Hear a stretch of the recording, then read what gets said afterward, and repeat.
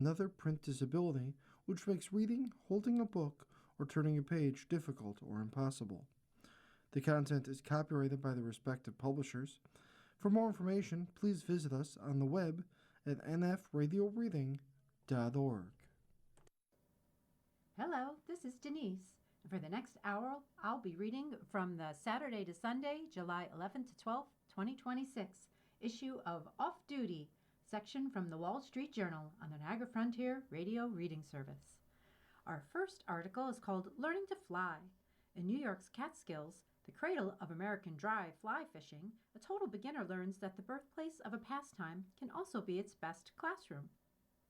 It was the end of May on the tumbling Beaverkill River in New York's Catskill Mountains, and an annual ritual was underway.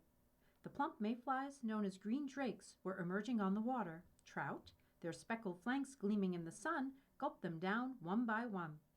Amid the quiet frenzy, men and women, waist deep in water, cast delicate loops of line across the current, hoping that their fur and feather imitations of insects might look enough like a meal to fool a fish.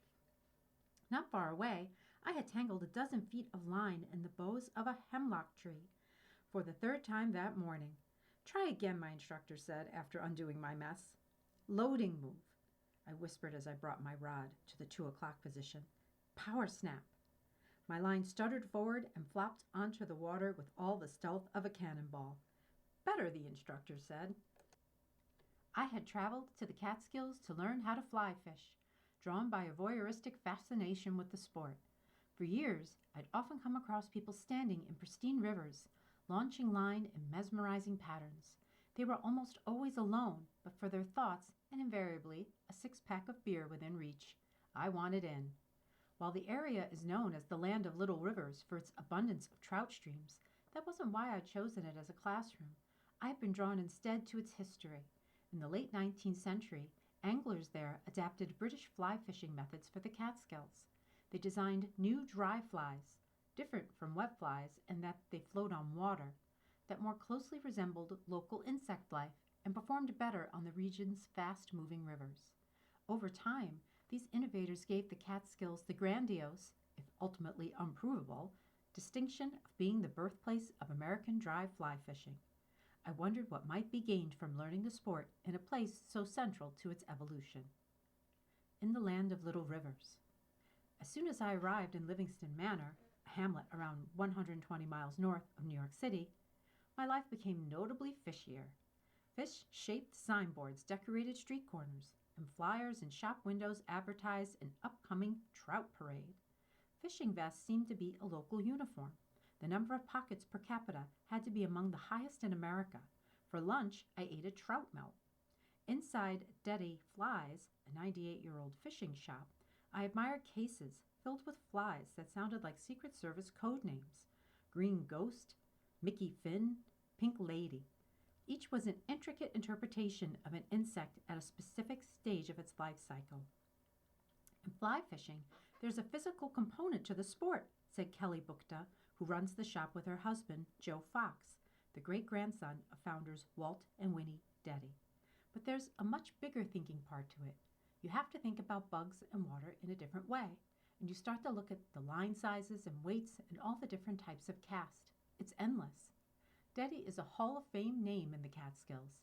At the Catskill Fly Fishing Center and Museum, a 53-acre campus, I learned of others like Theodore Gordon, a writer, fly tyer, and angler who cemented his reputation as the father of American dry fly fishing in the 1890s with the introduction of the quill Gordon fly, which mimics one of the first mayflies to emerge every spring. The art of the cast. When it comes to technique, no name looms larger than that of Joan Salvato Wolf, the 99-year-old champion caster and educator. In 1979, she founded the Wolf School of Fly Fishing with her husband, Lee Wolf, an adventurer who died in a plane crash in 1991. If there was a Mount Rushmore fishing, Joan Wolf would be carved into it, said Charlie Vandercook, an entrepreneur and angler who in 2025 bought the school with a business partner. We modernized some things, Vandercook added, but the way our instructors teach and what they teach all comes from Joan and Lee. I enrolled in the 2-day trout school, $795 introductory program. My classmates included owners of nearby summer homes, city folk looking for a weekend away, and more than one father-son duo. Lessons were taught in a small schoolhouse set on a bucolic campus. The curriculum combined fire hose blasts of information about rod physics and trout stream entomology with hands-on instruction. Inside, we perfected our power snap, the subtle whipping motion at the end of the cast with severed rod handles, looking more like budding wizards than fishermen. Outside, with complete rods, we cast umpans as a resonant bald eagle circled overhead. If the goal was to transfer these skills to muscle memory, the learning process more resembled a muscle exorcism. When my body said to fling, I really needed to flick. When I used force, I really needed finesse. My wayward wrist was so prone to ruining my cast, I was given a wrist lock, a leather strap that restrained it in place, to fix it. By the second day, my casts had progressed from consistently awful to pretty decent about 40% of the time. The real thing. At the school, including during my entangled session on the river, we used ribbon instead of flies.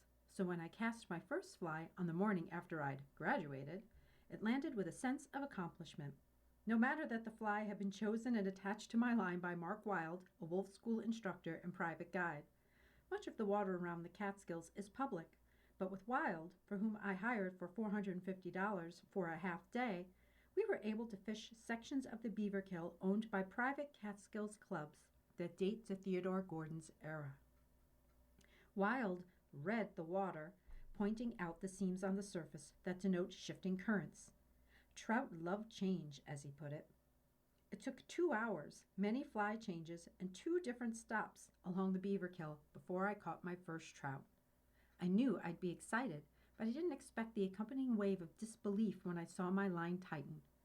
A premise that had sounded a bit ridiculous, a trout mistaking my cast for an alighting insect, had been proved real. I carefully removed the hook from the fish's jowl and gently let it slip back through my fingers out into the river. After parting ways with Wild, I drove 50 miles to meet Stephen Weinberg, an artist and the author of The Fly Fishing Book, a whimsically illustrated guide to the sport. Along with his wife, Weinberg also runs Spruceton Inn, set on the West Kill, a tree-encased tributary off Schoharie Creek that gives the surrounding hamlet its name. On weekends, some of these trails can get packed with hikers, Weinberg said, as we followed a gravel path along the West Kill. But walk 30 yards away, and you're going upstream and seeing a perspective of the woods that nobody else gets to see. As we climbed the terrace pools of the West Kill, I concentrated on keeping my cast short and precise until I caught my first brook trout, or brookie. The palm-sized fish, a kaleidoscopic blend of army greens and citrus oranges, is one of the Weinberg's favorites to paint. We ended the day on a wide section of the Schoharie, scanning the water for brown trout with cold cans of West Kill Brewing's Brookie Lager nestled into the pebbles of the bank. My casts had improved, but I wasn't having any luck.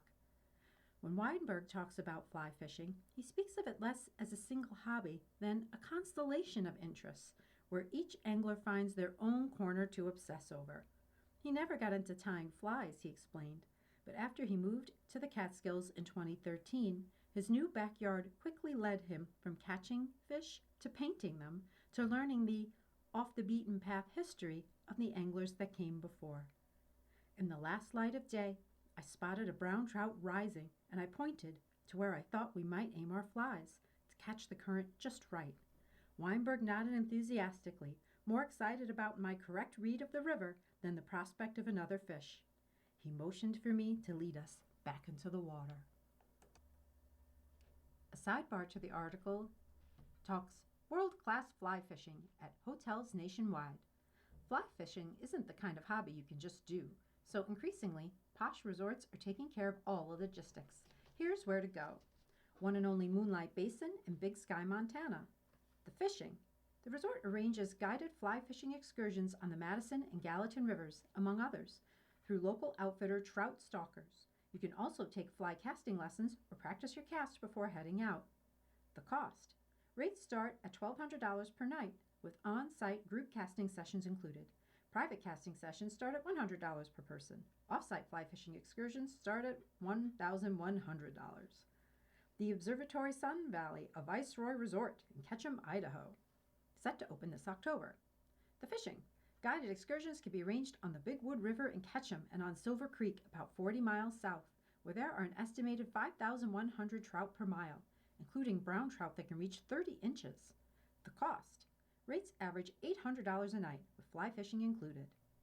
Grand Hyatt Vail Resort and Spa, Vail, Colorado. The fishing. Gore Creek bears Colorado's gold medal for wild trout water. Trips with Vail Valley anglers, booked through the hotel, are a chance to cast for brown and rainbow trout. The cost. Rates start at $350 per night. Fly fishing boat excursions at Vail Valley anglers are $650 per boat for a half day and $995 per boat for a full day. Quercus in Gay, Georgia. The fishing. The Flint River is the primary habitat of the shoal bass. The float and fish excursion sends guests in kayaks along a clear and fast-moving section, casting in pockets and eddies. Prime time is spring through fall. The cost. All-inclusive rates start at $2,700 a night, and the hotel is adults only. Hotel Berg in Leesburg, Virginia. The fishing. The Upper Potomac River near Leesburg is one of the more underrated fisheries on the East Coast, known for its smallmouth bass. The cost. Rates start at $270 a night during summer. Fly fishing comes with an additional charge, $500 for a half-day excursion and $850 for a full day. Then another sidebar to the article says, The Lowdown, off the water in Livingston Manor. After a day of fishing, kick back at Upward Brewing in Livingston Manor. Stay. Built in the late 19th century, the cozy and elegant Beaverville Valley Inn, 11 miles outside of town, has always been an ideal base camp for anglers and hikers. As a guest, you'll get exclusive fishing access to a private mile of the Beaver Kill River. Afterward, rejoin your non-angling companions for a cold drink on the wraparound porch from $225 a night. Eat. At Main Street Farm Market and Cafe, grab a trout melt and eat it on the back deck overlooking Willowamock Creek. For dinner, try Stumble Out, a cocktail bar and restaurant with a small menu that achieves big things, including a refreshing miso Caesar salad and a substantial pork chop that tastes extra delicious after a big day in the woods. Drink. Breweries abound in the Catskills, including around Livingston Manor, but if you're posting up somewhere for a full afternoon, Upward Brewing is a good bet. Outdoor tables are spread across the grounds, which also includes a 1.1-mile hiking trail up Beer Mountain. Next up is Style and Fashion, Dresses to Beat the Heat. Easy and effortless, our favorite styles of the season take the guesswork out of getting dressed in summer. On a recent trip to New York City, I had meetings scheduled around town on a 100-degree day. I did not want to show up anywhere visibly drenched in sweat. Countless other women were facing the same challenge, across from me on the subway and around the world. The simplest defense strategy? Wear a fabulous one-and-done dress. I saw evidence of the look around Manhattan. In Grand Central Station, a commuter navigated the concourse wearing a long, loose frock with an enticing snakeskin print, styled with classic Grecian sandals and slim gold bangles. In Bryant Park, another woman paired a crisp white t-shirt dress and bold tortoiseshell aviator sunglasses, channeling a modern Babe Paley. The best summer dresses don't look out of place at an office and would fit right in just about anywhere else, too. Here are some new favorites to lean on right now with advice for exactly how to style them. First is the heat wave dress. Distant relatives of what my bubby would call a schmata, a house dress in Yiddish, these roomy styles fall off the body, creating a kind of built-in air conditioning system. They are made more special by details like ruching at the décolletage, a butterfly sleeve, or an elegant lace applique. Do. Choose light natural fabrics like cotton, linen, or a fine gauge knit. Don't get weighed down with too many ruffles at the hem. You are listening to a reading of articles and features from Off Duty from the Wall Street Journal on the Niagara Frontier Radio Reading Service. Our next section under Dresses to Beat the Heat is the tailored shirt dress. A structured collar and cuffs may make shirt dresses more professional looking, but these versions are far from boring. One cheeky style has faux sleeves to tie around the waist, and another features bolt panel footprints perfectly lined up at the placket. Others swap out the buttons for zippers, making them even easier to slip into. Do add a sleek, figure-defining belt. Don't distract from an expressive print with noisy jewelry. Next is the t-shirt dress. These appeal for their boxy, unstructured simplicity. Colorful horizontal stripes, ring necks evocative of the 90s, and fabric gathered at the hip make them more interesting and often more flattering. Do pair with a low-profile sneaker or smart leather sandals. Don't wear heels. There's too much of a sporty to formal divide. And then finally, it's the pre-styled dress. Skirts often receive the least love in a woman's closet because of the dreaded question, what top goes with this? These clever designs avoid that dilemma while still offering the look of a perfectly matched set. Each is one single sewn-together dress. Do wear a statement earring or sculptural handbag. Don't add another layer. The given proportions are already just right. Our next section is Wellness and Beauty, First Aid Kits for Stress. Panic pouches filled with fidget toys, prayer beads, and other soothing items have become a new way to combat anxiety. Here, 4 people share what they're packing. When Isabel Abanos' anxiety gets triggered, she tends to pick at her fingers and break the skin. So Banos, who works in communications, has started to carry a magnetic ball fidget toy, so I don't, she said. She also totes lavender oil, a portable fan, a rosary, and sour candies in a small bag she takes everywhere. This kind of carry-all has become known to her and others as a panic pouch.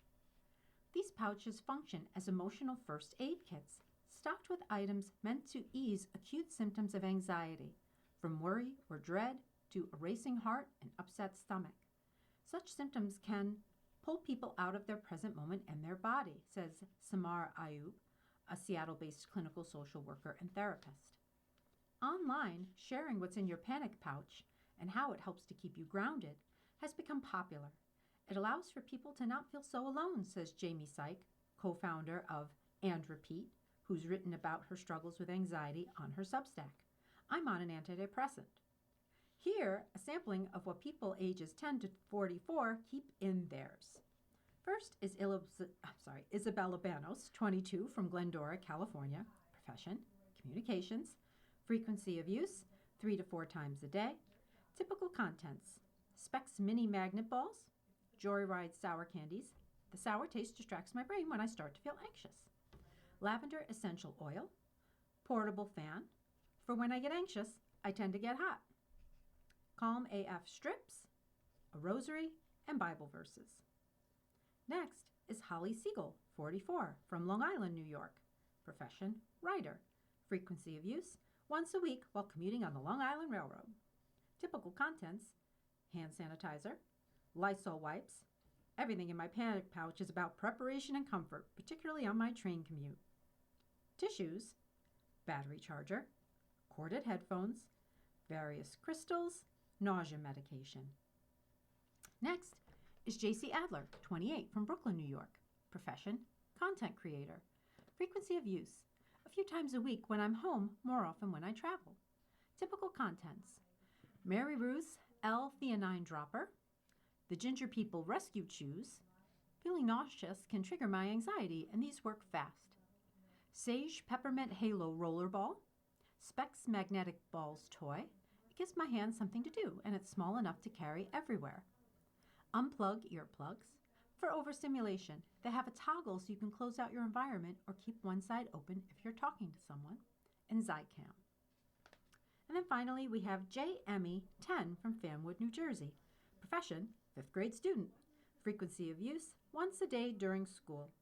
Typical contents: a stress ball shaped like poop, a mini notepad and pencil, a magnetic clump of, quote, rocks in a tin, gummy-like earthworms for wrapping around my fingers, a fidget spinner, toy with buttons that pop in and out.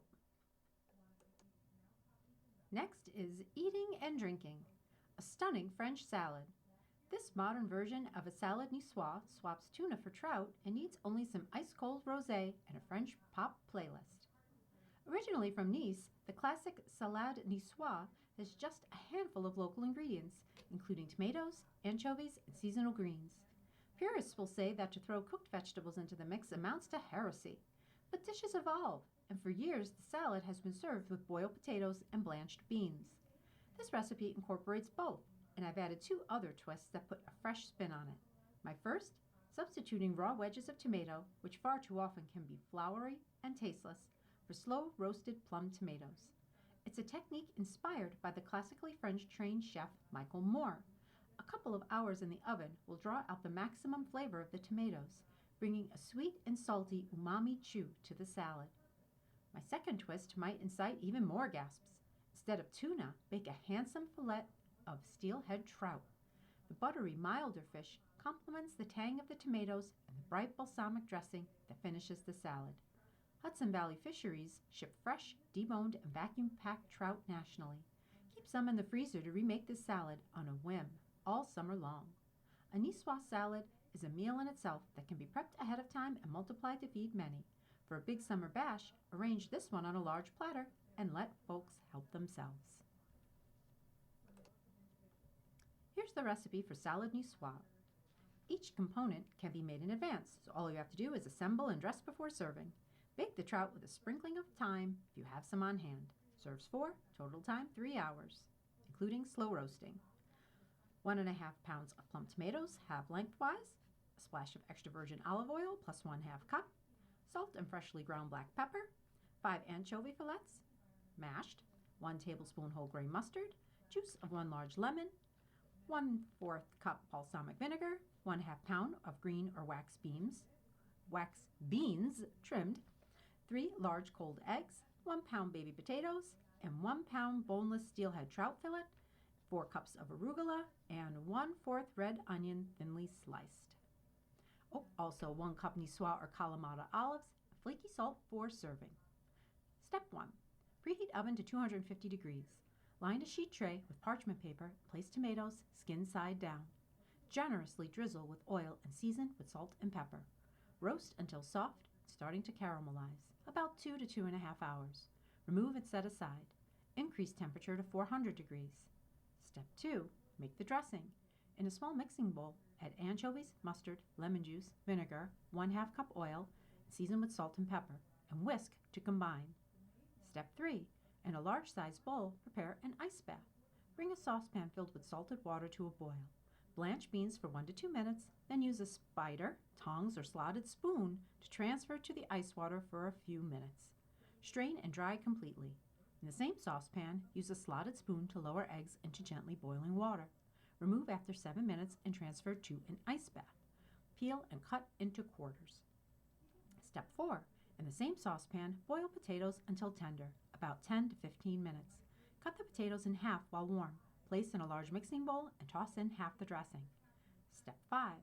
Meanwhile, on a parchment-lined sheet tray, place the trout skin side down. Lightly rub with oil, season with salt and pepper, and roast until fish is opaque and easily flakes with a fork, about 10 to 12 minutes. And then step 6. On a large platter, arrange arugula, onion, tomatoes, beans, potatoes, eggs, and olives. Serve fillet and remaining dressing on the side. Alternatively, divide among individual bowls and top each salad with bite-sized pieces of trout and dress. And then finish with a sprinkle of flaky salt. Our next article under Eating and Drinking is Sparkling Delights. New varieties beyond traditional champagnes and proseccos are inviting drinkers to reconsider sparkling wine. Some might associate sparkling wine mostly with special occasions, like wedding toasts or New Year's Eve. Others may think of their favorite spritz, whether Aperol, Campari, or Hugo. But recently, a proliferation of sparkling wines beyond the usual champagnes, cavas, cremants, and proseccos has burnished the beverage's reputation as one to enjoy on its own, any day of the year. I know people who are not in the industry that drink bubbles every day, says Tanya Pitts, a sommelier in San Francisco. It's so accessible now, and people are drinking more of it. As consumption of wine and spirits writ large has been in steady decline, sparkling wine has maintained, well, its sparkle, outperforming other categories with carbonated verve. The global sparkling wine market has continued to grow, reaching nearly $50 billion in 2025, according to analysts from Maximize Market Research, a firm that tracks industry trends. Its projections show the sparkling wine market expanding to about $69 billion by 2032. The drink's evolution has included more sparkling wines made with red wine grapes, such as Pinot Noir and Cabernet Franc. If the varietal can be grown and produced to have enough acidity on its own without having to add acidity to change the structure of your end product, it can be used to produce sparkling wine, Pitts explained. More sparkling wines are now also sold at stores not typically associated with specialty beverages, like Aldi and Costco. With people drinking less, many are opting for bottles that feel more special, whether from a small producer, a sustainable vineyard, or, increasingly, a category long associated with celebration and quality. There's this lift, and it is absolutely a mood change and a shift, Pitt said. I don't know, it's just the whole feeling of a glass of bubbles in your hand. Thirsty for a sparkling wine to add to your bar? Here are 5 bottles that Pitts recommends to anyone looking to turn any day into a celebration. Bubbles Beyond Basic, 5 sparkling wines that'll tickle your nose and your fancy. First is Clinker Brick Winery Sparkling Ultra Brut Albarino Lodi, 2021, cost is $45. From California's Central Valley, the wine opens with aromas of white nectarine, green guava, and mineral. Tasting notes, fresh and crisp with citrus and dried herb flavors on the mid-palate and a clean, elegant finish. Next is Blanca Vigna Conegliano Valdo Bibadiene Prosecco Brut from 2023, $15. This 100% Glera bottling is from Italy's prestigious Veneto region, showcasing apple and wine fruit on the nose. Tasting notes, vibrant and savory throughout, with lingering bubbles and a delicate mineral note on the finish. 3. Roederer Apple Alley Vineyard Sparkling 2021, $55. Accented with peach, apricot, acacia, and floral notes, this sparkling variety hails from the cool climate of California's Anderson Valley. Tasting notes, vivid and medium-bodied, with dense bubbles and a long, rich finish of delicate herbs. Number 4 is Donkey and Goat Brut Nat V5 Sparkling Pinot Meunier, $65. A minimal intervention wine made entirely from Pinot Meunier in California's Russian River Valley. Tasting notes, savory and mineral-driven, it has fine champagne-like bubbles that carry through a long finish with well-defined acidity. Number 5, Iron Horse Ocean Reserve Blanc de Blancs Brut, Green Valley, Russian River Valley, 2020, $62. Another sparkling white from the Russian River Valley, it features notes of tropical fruit, lychee, and green apple on the nose. Tasting notes, creamy and rich throughout, it has great minerality and the mid-to-back palate and a touch of salinity on the finish. And our last article for this week is the Style and Fashion section, spreads for a superior picnic. Baskets, blankets, and other fine things for a well-appointed meal outside. Speak to enough hosts and hostesses, and you soon learn how the best often share a thoughtfulness for detail. They know that you don't need more than a blanket and good food to dine outside, but that a few carefully selected supplies can make a picnic an occasion that rivals any dinner party. From timeless and traditional to luxurious and design-forward, these picnic setups offer inspiration for every type of host and guest this season. For the traditionalist, woven baskets, checkered blankets, fringed umbrellas, and trimmed napkins prove picnic classics never go out of style. For the aesthete, graphic textiles mixed with wood and metal accents can make a lawn feel less like a backyard and more like an outdoor living room. For the active, diversions like ring toss and a kite help work up an appetite or keep kids occupied. A handy narrow mouth bottle can carry water or cocktails depending on the mood. And finally, for the gourmand, a table with built-in grooves helps keep stemware steady and avoid spills on the tablecloth. Sheer green food tents keep ants out of fancy cheeses. You are listening to a reading of articles and features from Off Duty from the Wall Street Journal on the Niagara Frontier Radio Reading Service. Well, that was all the articles from Off Duty this week, so we're going to move on to Media Planet's Maternal Health.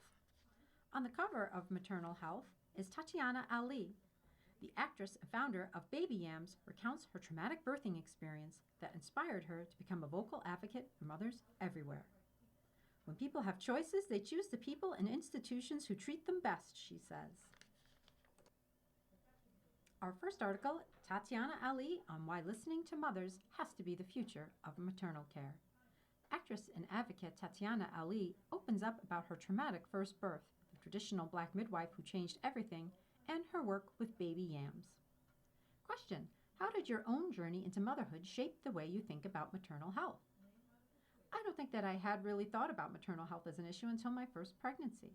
Not until my first birth experience did I really start to think about it, because that birth experience was not anything that I had been prepared for. It was extremely traumatic, and I experienced obstetric violence in the hospital and was very much gaslit during the postpartum period, told that there was nothing wrong. We had a healthy baby after the NICU, thank God, but the violence I experienced in the hospital led to my son being in the NICU. It was very traumatic, but I just went on with the business of life and taking care of my son. Then I found out very happily that I was pregnant again, and that's when everything shifted into focus. Having experienced what I had, I couldn't rely on the healthcare providers that I had relied on before, and that's when my work started. As I went on that journey and met incredible advocates and founders of the reproductive justice movement, the women who coined the term Black maternal health, I knew I wanted to help amplify their decades-long work so that what I was learning could benefit other families too. Question: why is listening to mothers such a critical part of maternal care? It's a critical part because no one can give birth for you. We have a healthcare industry that believes birth is a disease or an illness and treats it that way. But life is coming through the mother. Once you shift that perspective, how could you not be listening to the person giving birth? Question: how does your work with baby yams help educate and empower parents navigating pregnancy, birth, and early parenthood? Baby Yams celebrates the kind of care I received from the Black midwife who supported me during the birth of my youngest son. Her care started to heal what I had been through previously and became a guiding light for how my family should be treated wherever we go. I didn't realize healthcare could feel like that. That same spirit of empowerment also inspired my children's book, Ozzy and the Octopus, part of the Scholastic Rising Voices collection, which celebrates imagination, identity, and representation for young readers. Baby Yams donates a portion of its proceeds toward grants and scholarships for Black and Indigenous midwives and doulas. The quilts use iconic West African fabrics mixed with solid colors, blending old traditions with new. The healthcare system, as it is now, is failing Black families. Traditional Black midwifery possesses the knowledge and wisdom to provide healing care, but we need to invest in new systems that support their work. That's the message powering Baby Yams and what I know we must achieve. Things have got to change. We have to invest in community midwives and doulas so families have choices. When people have choices, they choose the people and institutions who treat them the best. Our next article is Listening to Mothers. New research highlights gaps in care for new and expecting moms. There's a significant maternal health crisis in America. Recent data shows the maternal mortality rate is nearly 19 maternal deaths for every 100,000 live births. For Black, non-Hispanic mothers, the rate is more than 50 deaths for every 100,000 live births. That's the highest maternal mortality rate globally across developed countries. The overwhelming majority, or 80%, of these maternal deaths are preventable, and more effective solutions exist but aren't being used. We can't be the country that we say we are and the leader we say we are and aspire to be if we are forgetting about our moms and leaving them to fend for themselves, says Jocelyn Fry, president of the National Partnership for Women and Families, NPWF. There's so much that we could be doing to support new moms. NPWF has surveyed thousands of mothers of infants and toddlers since 2002. Their nationwide initiative, Listening to Mothers, gathers insights from birthing women about pregnancy, giving birth, and postpartum support for them and their babies. The newest survey of 3,800 mothers, Listening to Mothers 4, shows gaps in access to high-quality care, disrespect and disempowerment of birthing women, and unmet medical, mental health, and social needs for birthing women. NPWF partnered with Black Mamas Matter Alliance and Moms Rising for the survey. Too little access to high-quality care. Luck alone should never determine if somebody can live or thrive, and too often it does, said Kristen Rowe Finkbeiner, Executive Director and CEO of Moms Rising. We need emergency national change to address the emergencies facing moms across America. It's critical that women have access to health care near where they live, including doctors, midwives, and doulas. MPWF wants to ensure women have access to these professionals, as well as community health workers, lactation support, and childbirth educators. Respectful care. Survey responses show birthing women don't always feel respected.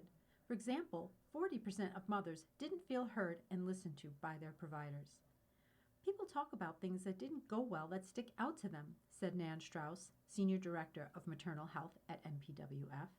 It's not feeling heard, listened to, or valued, being treated disrespectfully, not feeling informed, and also experiencing discrimination. MPWF is calling for respectful care for every mother in every birth, including developing a system for mothers and families to report instances of disrespectful care. Unmet mental health needs. The survey shows many birthing women have mental health concerns. Overall, 20 to 25% of respondents experienced symptoms of depression, and 35 to 45% experienced symptoms of anxiety before, during, and after pregnancy. More than half of postpartum women surveyed didn't receive treatment for their treatable mental health conditions. Although Black mothers and birthing people experience higher rates of depressive symptoms, studies have shown that they were significantly less likely to seek and receive treatment for maternal mental health conditions, said Angela Doyen-Sola-Aina, the co-founder and executive director of the Black Mamas Matter Alliance, BNMA. Solutions. MPWF is calling for solutions that close persistent gaps in maternity care coverage, access, and quality, namely expanding team-based models of care that integrate midwives, doulas, and community health workers alongside medical providers, while ensuring these supports are covered and sustainably paid for. The organization is also urging stronger accountability for equitable, respectful care that centers women's voice and choice, a strong Medicaid program and improved maternal mental health coverage, and robust social support infrastructure like paid family and sick leave that help families thrive before and after birth. Without continued investment and action, the nation risks losing hard-won progress towards safer, more equitable care for women and families.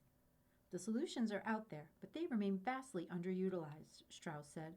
They're not available, they're not prioritized, they're not funded. And new moms and babies are the ones who are paying the price.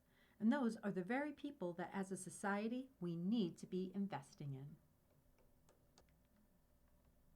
Here are some statistics. Mental health needs of mothers are often ignored. The system is failing mothers. 60% of mothers reported psychological distress in the first 12 weeks after birth. Greater barriers, greater needs. 56% of mothers with disabilities reported postpartum depression symptoms. Ongoing depression. 20 to 25% of moms reported depression before, during, and after pregnancy. Major gaps, real consequences. No treatment. 53% of mothers with anxiety or depression did not receive counseling nor medication postpartum. Many mothers feel ignored. 40% of mothers did not feel heard or listened to by their providers. Basic needs are health needs. 22% of mothers reported needs like housing and food a year after birth. Moms need better access to mental health services that meet their needs from pregnancy through postpartum and beyond, and this means investing in a strong mental health workforce. Learn more at listeningtomothers.org. That's all we have for maternal health. Our next little magazine is Media Planet's Alzheimer's and Dementia Awareness. On the cover is Seth Rogen and his wife, Lauren Miller Rogen. The celebrity couple opens up about the realities of caregiving and what they wish more people knew about Alzheimer's. Our first article is How Hilarity for Charity is Closing Gaps for Caregivers. Celebrity couple and Hilarity for Charity co-founders Seth Rogen and Lauren Miller Rogen talk about Lauren's mother's early onset Alzheimer's and what families dealing with the disease face every day. Question: what did your mom's experience with Alzheimer's lead you to realize, and how did that shape Hilarity for Charity, or HFC? Lauren Miller Rogan responds, Seth and I founded HFC after my mom, Adele, was diagnosed with early onset Alzheimer's at just 55. We were in our 20s and felt completely alone. No one in our community was talking about Alzheimer's, brain health, or what it truly means to be a caregiver. We kept thinking, is there a manual for this? It turns out, no, there isn't. Caring for my mom and each other made a few hard truths clear. Alzheimer's is brutal. Caregiving is wildly expensive, and for young families suddenly facing this, resources were almost non-existent. So we decided to change that. We brought together our friends and community for our very first variety show to start the conversation and build something that we wished we had. That's how HFC began. Today, we provide care and support for families, activate the next generation of Alzheimer's advocates, and drive progress in brain health research and education. Question. Through your work with HFC, what have you learned to be the biggest gaps in support for families affected by Alzheimer's? Lauren Miller Rogan responds, the biggest gaps are financial and some emotional support for caregivers. Families are often expected to manage this with very little guidance, and the cost of care can be overwhelming. That's why HFC created a respite care grant program, which has provided more than 550,000 hours of free professional in-home care so family caregivers can rest, take care of themselves, or simply manage daily life. How do you think storytelling can shift the way people understand and talk about Alzheimer's? Seth Rogen responds, as storytellers, we've always believed in the power of story to shift how people see and talk about Alzheimer's and caregiving. When we started HFC, much of the conversation felt clinical or academic, while families were actually craving real human stories, the kind that show the hard parts, the love, and yes, even the humor that exists alongside it. Question. From what you've seen, what approaches seem to help caregivers better connect with their loved ones and reduce frustration? Seth Rogen responds, honestly, support for the caregivers themselves is key. When caregivers have access to respite care, education, and community, they're better equipped to show up with patience and compassion. Question. How do you get people to care about Alzheimer's before it becomes part of their own story? Lauren Miller Rogan responds, our goal is to get people thinking about brain health the same way they think about heart health, something you can take care of proactively, not reactively. What many people don't realize is that the disease actually begins in the brain 20 to 30 years before symptoms appear. In my mom's case, it likely started when she was in her 20s. Seth Rogen adds, the good news is that 45% of cases may be preventable through lifestyle choices. Things like quality sleep, regular exercise, brain-healthy diet, staying socially and cognitively engaged, and managing stress all play a role. We like to say it's never too early or too late to start living a brain-healthy life, and we encourage people to learn more at maintainmybrain.com. Our next article is Caregiver Support is a Necessity, Not a Luxury. Dementia caregiving is one of the hardest unpaid jobs in America, and a strong support network is what keeps families standing. Caregiving is one of life's most meaningful roles, as well as the most demanding. For many, it equates to working a full-time job that they did not seek, were not formally trained for, and for which they received no salary. Over 11 million Americans care for loved ones living with Alzheimer's disease or another dementia-related illness, according to the U.S. Centers for Disease Control and Prevention. Caring for someone with dementia presents unique and especially difficult challenges, which is why dementia caregivers face higher rates of stress, anxiety, depression, sleep deprivation, and burnout. The unique weight of dementia. Unlike most other illnesses, dementia progressively affects memory, judgment, communication, reasoning, and behavior. Someone with dementia may no longer remember familiar people and places, wander from home, or be unable to perform basic everyday tasks. Some experience symptoms like confusion, agitation, aggression, and hallucinations. Each day, dementia family caregivers manage their loved ones' medications, medical appointments, household tasks, financial affairs, and activities of daily living. They also ensure the person's safety and supervision. Sandwich generation caregivers who care for an aging parent with dementia frequently balance these responsibilities with working a full-time job and raising children. Sound impossible for one person to manage alone? That's because it is. Why asking for help matters. Support is essential for every family caregiver. Seeking help is neither a sign of weakness or failure, nor a cause for embarrassment. It is using a tool that builds strength, enhances care, and reduces the risk of caregiver burnout. Ultimately, it benefits both the caregiver and their loved one with dementia. Research consistently shows that robust caregiver support networks reduce isolation, strengthen resilience, and improve caregivers' overall well-being. Utilizing education, respite services, support groups, counseling, and community resources, together with getting help from trusted relatives, friends, and neighbors, can reduce stress, improve health outcomes, and help loved ones maintain safety and stay at home safely longer. The Alzheimer's Foundation of America, or AFA, provides numerous free resources, including its helpline, which is available 7 days a week by phone at 866-232-8484, a text message 646-586-5283, and web chat at alzfdn.org. Caregiver support should not be viewed as a luxury. It is a necessity. Sacrificing your own needs and trying to do everything yourself, however well-intentioned, is detrimental.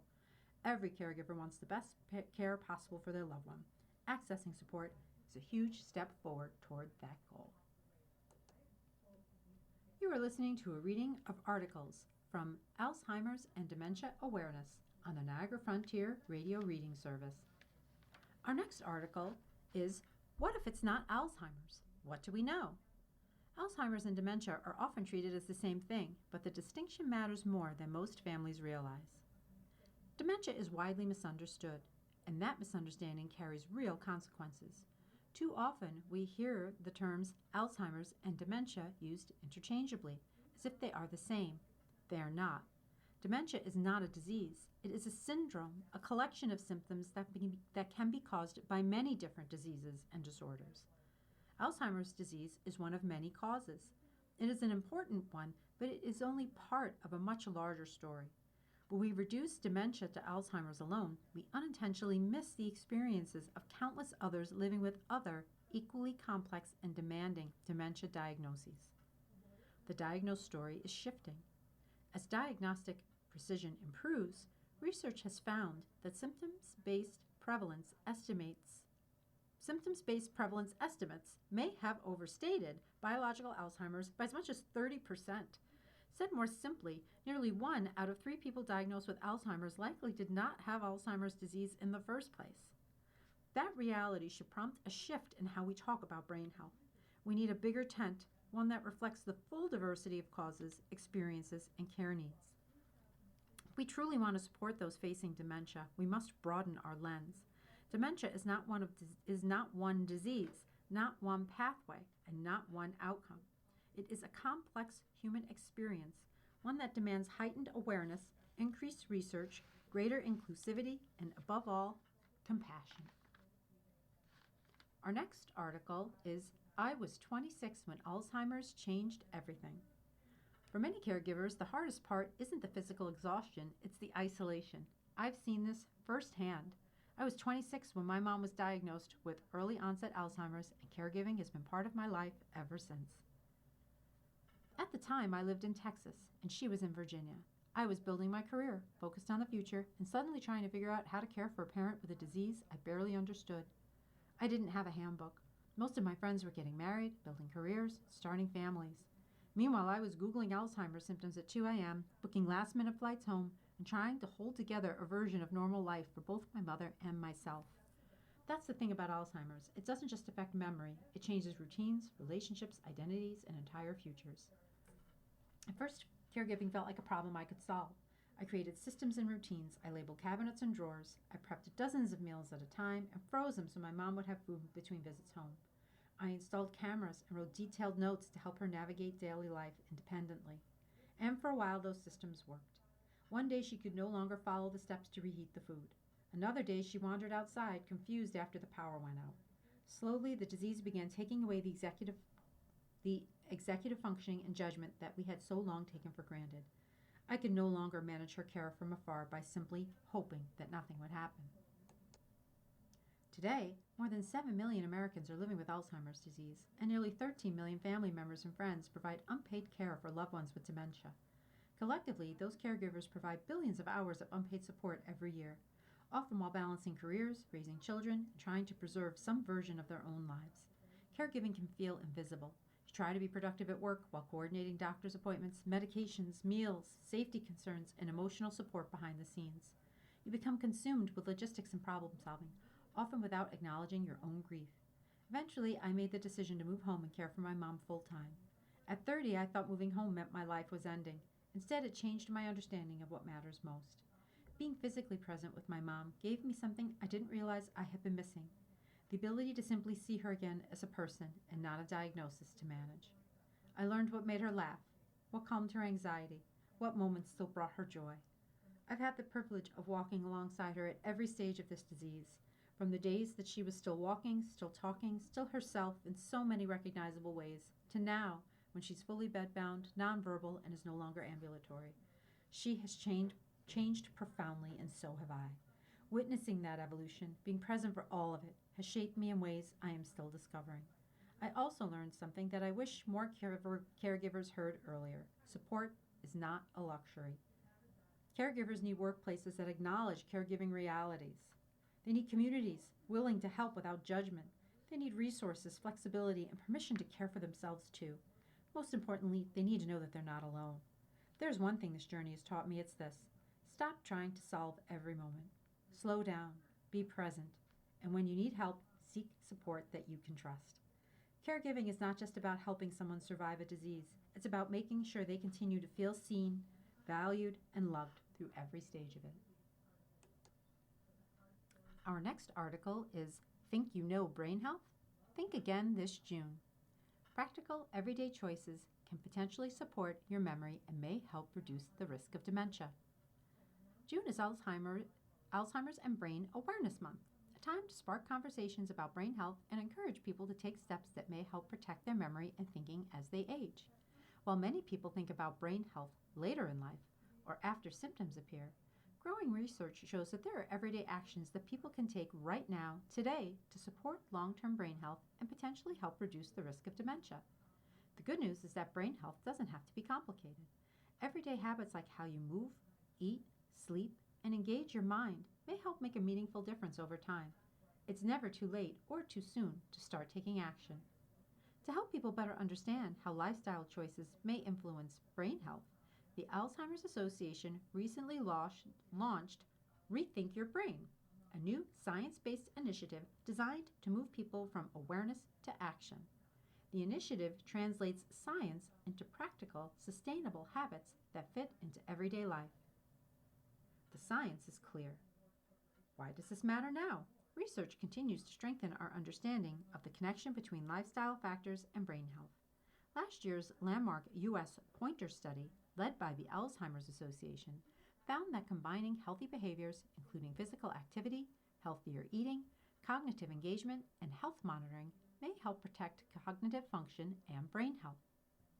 The awareness to action disconnect. But there is still a major disconnect between how much people care about brain health and how confident they feel in knowing what actions to take. According to the Alzheimer's Association 2026 Alzheimer's Disease Facts and Figures report, nearly 9 in 10 adults say maintaining brain health is important, yet only 1 in 10 say they know how to maintain it. Closing the gap. To help close that gap, the Alzheimer's Association introduced the Rethink Your Brain 6-Step Challenge, designed to help people begin building habits that may help support brain health over time. The approach is practical, flexible, and designed to meet people where they are. The Rethink Your Brain 6-Step Challenge encourages people to 1. Rethink your habits. Check your current habits and build a personalized brain health action plan. 2. Rethink your day. Start with one habit and build from there by incorporating everyday changes into your routine. 3. Rethink your movement. Get moving. Regular physical activity supports brain health and overall well-being. 4. Rethink your diet. Eat right. Track what you eat and look for practical ways to improve your nutrition. 5. Rethink your mind. Challenge your brain by learning something new. And 6. Rethink what's next. Continue the journey, monitor your health, and invite a friend to take steps toward better brain health with you. Progress, not perfection. During Alzheimer's and Brain Awareness Month, the Alzheimer's Association is encouraging people to start thinking differently about brain health and the role everyday choices may play over time. Brain health is a lifelong journey, and the actions we take today can help shape our health and well-being in the future. To learn more and begin building brain-healthy habits, visit rethinkyourbrain.org. Our next article is America is at an Alzheimer's mammogram moment. New blood tests can detect Alzheimer's before symptoms appear, but Medicare coverage hasn't caught up to the science. 40 years ago, scientific innovations to enable early detection of breast cancer existed, but only about 14% of women received mammograms. The technology was there, but access was not. It wasn't until Congress enabled Medicare to cover mammograms that screening rates surged to more than 70%, helping drive a significant decline in breast cancer deaths. Today, we are standing at a similar inflection point with Alzheimer's disease. A growing crisis. More than 7.4 million Americans are living with Alzheimer's, and nearly 2/3 of them are women. Total annual costs of caring for people living with Alzheimer's and other dementias will reach a record $409 billion this year alone, much of it borne by unpaid caregivers. Last year, 13 million Americans provided more than 19 billion hours of unpaid care, a staggering and often invisible burden. For decades, Alzheimer's has been plagued by late diagnosis, after memory loss and other symptoms appear, when families are left to react rather than plan. What many people don't realize is that Alzheimer's begins 20 years or more before symptoms emerge. That reality is now colliding with a breakthrough in science. Science is finally catching up. Today, simple blood tests can detect Alzheimer's before symptoms begin. At the same time, new FDA-approved treatments have become available, treatments that are most effective when the disease is caught early. There is a meaningful opportunity to change the trajectory of this disease. But Americans cannot benefit from these scientific advances without access to them. Despite the promise of early detection, Medicare cannot currently cover these Alzheimer's screening blood tests. That gap between innovation and access is where policy must catch up. How policy can close the gap. A new bill in Congress called the Alzheimer's Screening and Prevention, or ASAP Act, would enable Medicare to cover these as screening tests, helping ensure that scientific progress translates into real-world impact. This is not just about diagnosis. It's about giving people the ability to make informed decisions about the future of their health, finances, and family. Nearly 9 in 10 Americans say maintaining brain health as they age is very important, yet only a small fraction feel they know how to do it. Early detection is a critical piece of that equation. It allows individuals and families to plan, to seek treatment, to participate in clinical trials, and to take steps that may slow disease progression. We have seen what happens when policy aligns with science. When mammograms became widely accessible, early detection improved outcomes and saved lives. That same breakthrough can now be delivered for Alzheimer's. A nonpartisan call to action. This is not a partisan issue. Alzheimer's affects every community, every background, every political affiliation. It is one of the most pressing public health and economic challenges of our time. We have the science. We have the tools. Now we need the policies to ensure access. This is our mammogram moment. I urge readers to contact their elected officials and ask them to support the ASAP Act, because the sooner we act, the more people will have the chance to take control of their health and their future. To learn more, visit alzimpact.org/ASAP_act. You have been listening to a reading of articles and features from the July 11th and 12th issue of Off Duty from the Wall Street Journal, and also selected articles from Maternal Health and from Alzheimer's and Dementia Awareness. We read from Off Duty every Saturday at 8 p.m. Your reader has been Denise. Thank you for listening. Coming up next on the Niagara Frontier Radio Reading Service, we have Sports Illustrated. At 10 o'clock, we have The Athletic from the New York Times, and at 11 o'clock, we have episode number 5 of Kin by Tayari Jones. Stay with us for these readings and more.